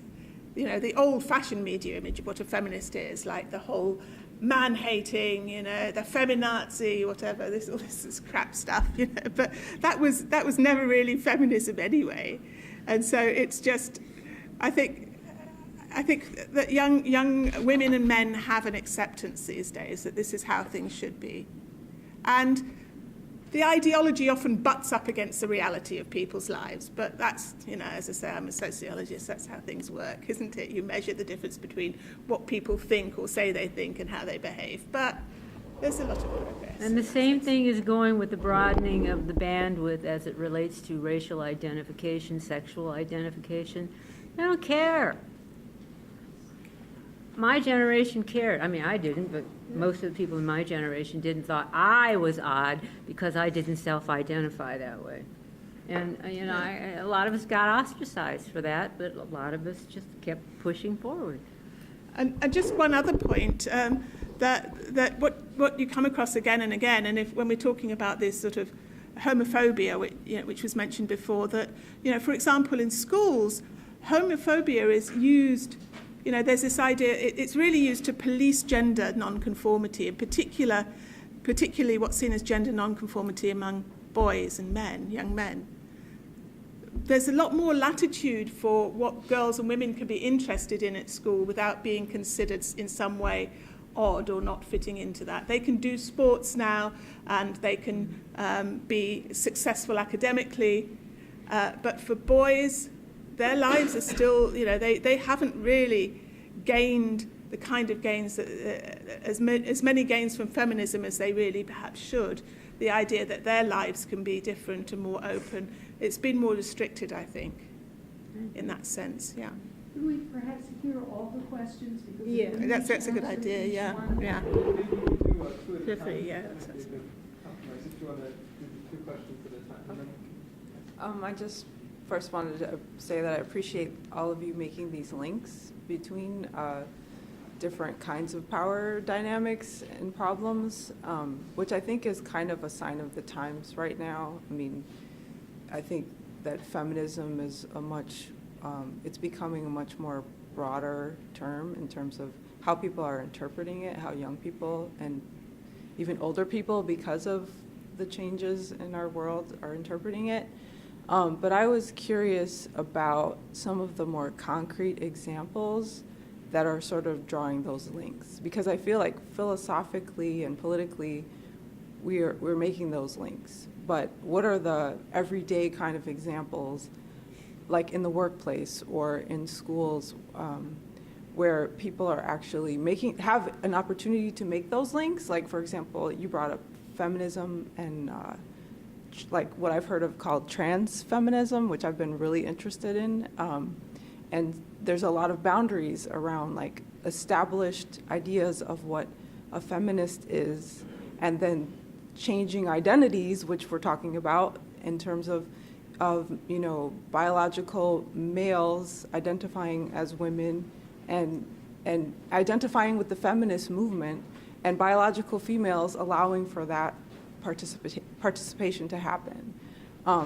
So I'm just curious about maybe more concrete material examples of how you see that happening, because those are things that I can suggest to people as a way to make about those changes, or make a relationship to those changes. I come from a slightly different arena than most of the rest of the people on the panel.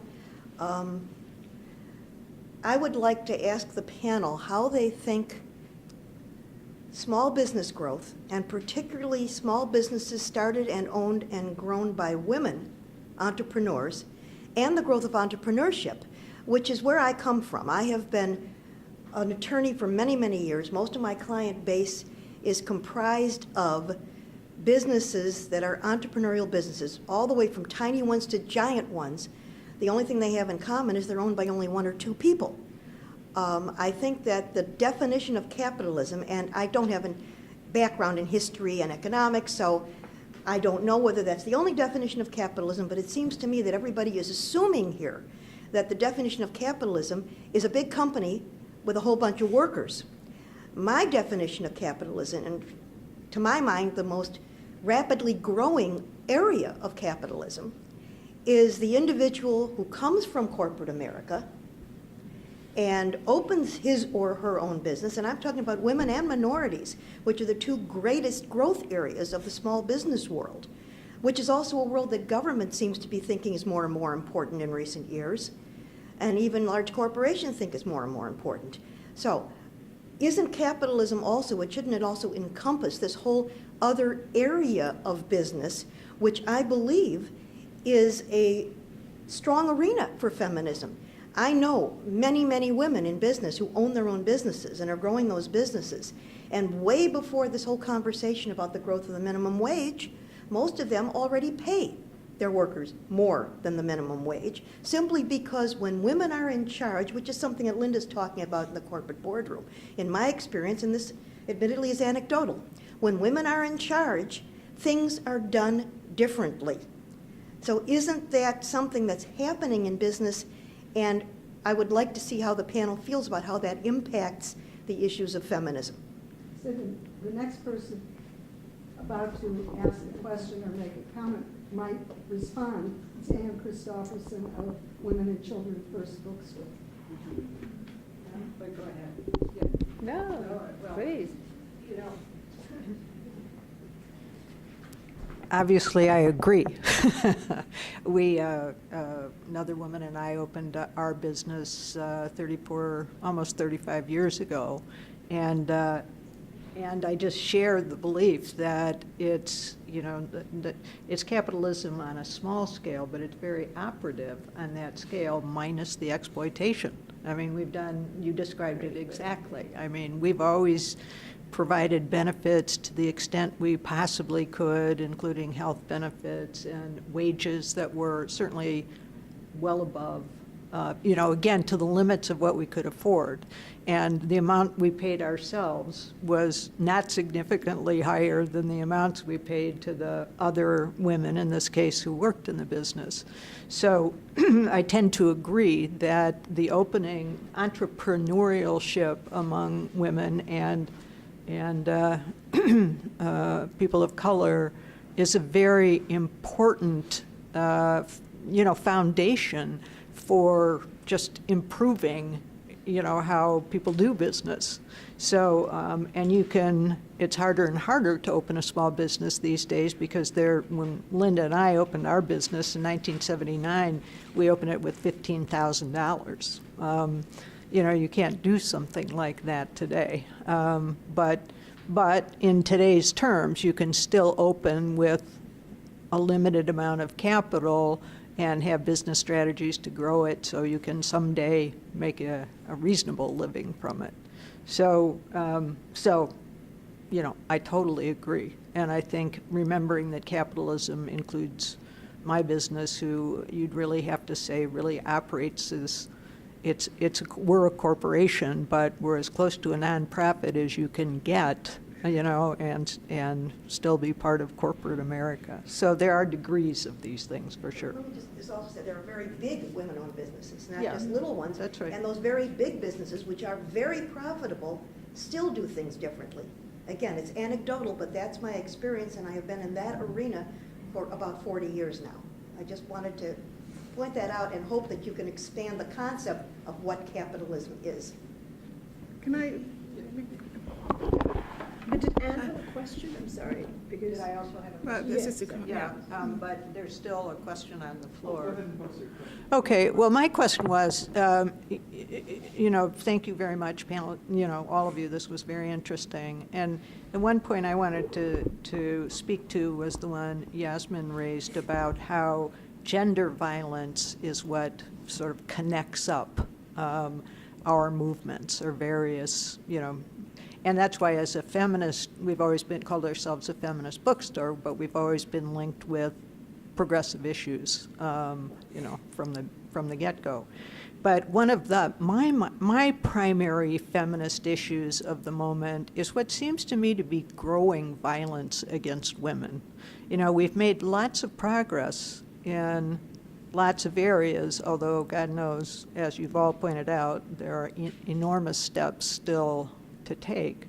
But now it seems to me like from the time we started our business, and of course centuries and centuries and centuries before that women have been just so oppressed by violence against them, used as a political tool, not only in wars, but in everyday life, with all the things I'm reading now and hearing about trafficking, it just, it's like, okay, have we made progress on this issue of violence against gender violence? There are whole huge areas that I think need so much work, because nobody who's being violently abused has much of a chance of doing much else with their life, or his life in the case of queer men. So anyway, I just felt like I wanted to make that point for all the young feminists out there who I totally agree are out there and are doing their own great work in conceiving a future problem. So we have a few questions on the table. We have the possibility of a trans feminism. We have small business. How does that relate to capitalism? How does that relate to feminism? And then also what are we to make of ongoing gendered violence? Well, I'd certainly like to thank Anne for opening the bookstore, although I confess I try not to go in there too often because I'm a poor graduate student and I always spend far too much that I can't afford. But yes, I have a lot of books from your store gracing my shelves. In terms of small businesses, there's some very interesting points about them. One thing I saw recently is that despite the focus on these very large corporations, it's actually small businesses that create the most jobs. And the most jobs are created by small businesses with under 10 people, and the next most jobs are created by small businesses with under 20 employees. So we're talking about not small businesses in the under 500, we're talking about those really small ones there. But the other point is, and I have a very good friend who's a real cheerleader for small women-owned businesses and very active in that movement. But the other point is that a lot of women and minorities start small businesses really out of making a virtue out of a necessity because they found that their progress in larger corporations was hindered, but also because some of those small businesses could allow them to have a much better work-family balance, for example. So some of those small businesses were, in a sense, never intended to grow particularly big, but they were a way for women to actually have a better situation in their lives. And that's also true of people of colour, that they could set their own agenda in terms of their own work practices. And I think that that really speaks to some of the comments that the previous two speakers were who focused on that were saying about that they will intend to give more benefits. We know from that very interesting study done some time ago in Andersonville that small businesses put much more of the money that comes through their doors back into the local community, and which is why Andersonville has resisted having big box stores and big chains in there as much as possible, because it's not particularly good for the economy. And you can see all this work about Walmart. So, I mean, okay, I think, as a broad structure, I mean, capitalism can be identified with these, but we can't. The fact is that, small businesses are the backbone of local economies, but it's the larger businesses. Obviously, small businesses tend not to be transnational and tend not to, export and do all these other things that we complain about there. And I think, as I say, they have been a way where women and minorities who have been often excluded from other kinds of business practice have managed to carve their own way. So I don't know if that speaks to that there. Yes, I just had a comment. I agree with many of your comments. The position on small business, yes, there's a misunderstanding about small business that it is a driving economic force in the economy. All you have to do is look at Silicon Valley. There was a tremendous article in the New York Times on the 16th about the number of startups, how people work in the IT field, leave it, and then they start their own companies. And I was just staggered by the number of companies or the number of positions people have changed in these high-tech companies. My other comment is 200,000 jobs go begging in this country because people don't have the skills that employers are looking for. I think especially the emphasis on manufacturing, technology. We have a high school over here on Clark Street. I believe it's a charter school, and I know a person who teaches there. It's science, math, and manufacturing. STEM. And, if you expect to improve the lot of people, the more skills you have, the more hard skills you have. The best documentary I saw on WTTW was a group of women in engineering building robots. And they were building the robots. It was a contest. And they were applying their engineering skills. The point is more women in engineering. We need more women in sciences, physics. I think some of these fields women are reluctant to major in. They may be good in, but they feel, well, that's a man's area. But it isn't. It isn't. So I'd like to see more women in the technology, science, engineering, and my last point being that that is where the jobs are being created, at least at the high end. At the high end. There's no problem getting a position if you have a bachelor's degree in biochemistry. It's just a given idea position. That's all I had to say. Thank you. My question was just a general opinion. You have mentioned before in Glamour magazine, they said that 42% of women under the age of 30 find themselves as feminists. What is your opinion of, for example, Glamour magazine kind of making that statement where they'd make, in a later statement, someone like Katy Perry making she doesn't even know what feminism is. We read the same issue. We did. So, yes, I do get that magazine. But how do you want feminism actually explained and not thrown out there, but educated to masses worldwide? And the second part of my question is, along with the fact that a lot of women-based women-based enterprises or stores and minority-based stores are thought of as a sort of sought after as a tax bracket situation. Is that something you want to abolish as, again, a glamorization of, well, let us continue with, let's support these small stores because they are minority-based or women-based, or should we support them just because they are giving back in the Andersonville sort of view of the economy? That's what they're doing, is that they are returning back to the community. Just your opinions on that. Okay. I want to give you this. My late husband and I used to go, they might as well have put us into a boxing ring over this issue. Men tend, when they go into business, they go into what my late husband wanted to shift me from, that being he, the empire-building entrepreneur, me, the lifestyle-building entrepreneur. Now, just historically, I'll wrap this up in a minute.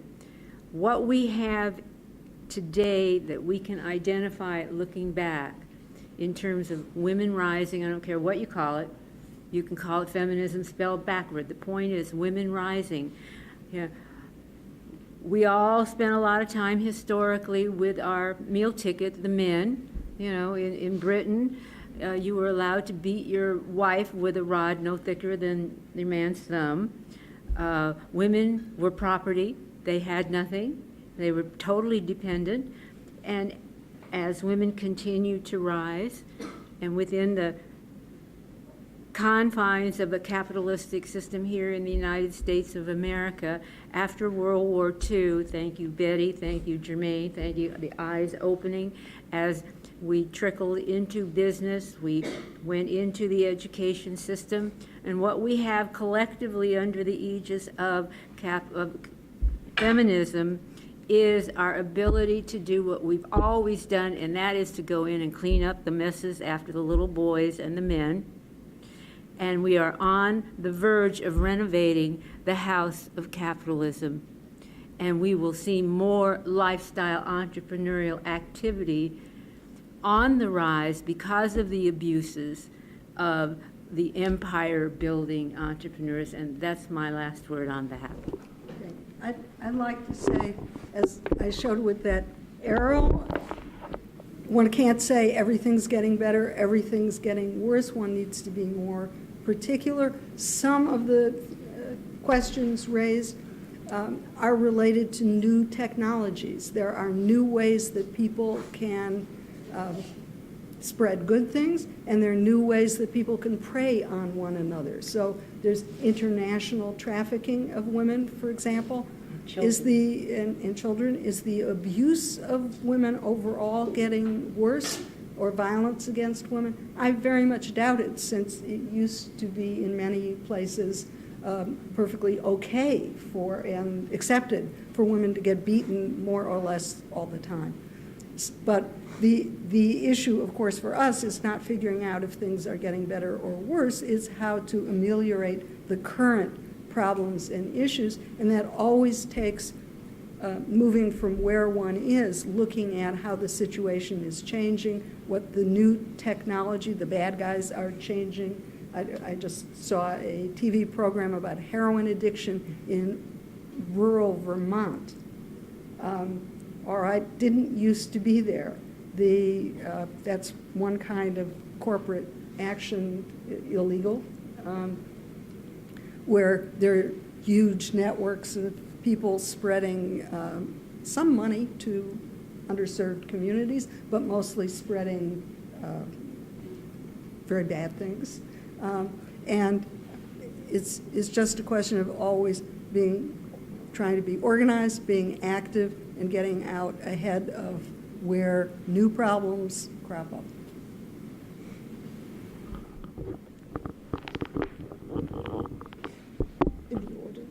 No, I don't need to say anything on that. Did you want to say anything? Sure, just shortly.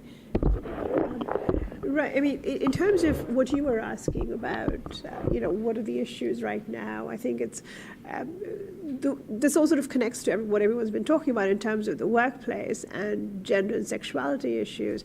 I think the task ahead of all of us is to really constantly interrogate, though, the sort of paradigms, right, through which we think about good conditions. So I'm thinking here about ENDA, which is Employment Non-Discrimination Act, which I think is still floundering. So the problem with ENDA, though, is although everyone, especially the gay mainstream, wants to propose it as the perfect solution, right? It supposedly guarantees that if you are LGBTQ identified, you cannot be fired indiscriminately.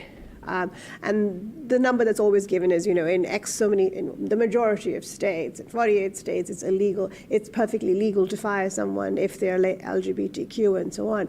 Well, this ignores the fact that in all states except Wyoming in the US, in every state except Wyoming, it is perfectly legal to fire anyone for any reason whatsoever. Right? Sorry?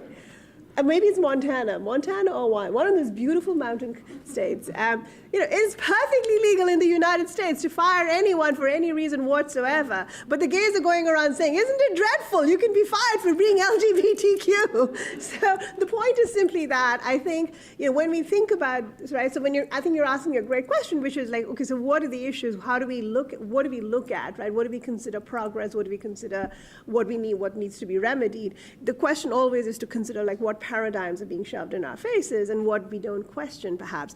And when we think about small businesses, of course, we all adore and love Women and Children First, and it's wonderful. But there are also ways in which small businesses also are not accountable, right? So Women and Children First takes initiative and has a moral imperative that it sets upon itself to treat its employees in particular ways.